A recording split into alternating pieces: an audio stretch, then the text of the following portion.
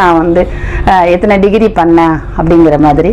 அதுக்கப்புறம் கல்லூரி முடித்து என்னுடைய ஃபைனல் இயர் ரிசல்ட் வரல, அதுக்குள்ளேயே கண்டெய்னர் வேலையில் சென்னையில் வந்து டைப்பிஸ்ட் வேணும்ண்டு.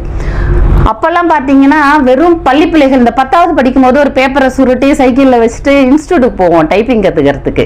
ASDFGFங்கிறது அது ஒரு மாதிரி ஒரு ஒரு திறமையை தெரிஞ்சுக்கிறோம் அப்படிங்கிறத தாண்டி அது ஒரு ஜாலியாக இருக்கும். ஸ்கூல்லேருந்து வீட்டுக்கு வந்த உடனே யூனிஃபார்மை கழட்டிட்டு அன்யூனிஃபார்ம் போட்டுட்டு சைக்கிள் எடுத்துகிட்டு இன்ஸ்டியூட் போயிட்டு நாங்கள் 10 ரூபாய் எனக்கு தெரிஞ்ச அப்போ டைப்பிங் கற்றுக்கிட்டேன். டைப்பிங்கோட வந்து ஷார்ட் ஹேண்ட் கற்றுக்கிட்டேன், அப்புறம் கொஞ்சம் ஹிந்தி கற்றுக்கிட்டேன். இதெல்லாம் கொஞ்சம் இருந்ததுனால டிகிரி முடித்த உடனே ஒரு டைப்பிஸ்ட் வேலைக்காக நான் சென்னைக்கு வந்தேன்.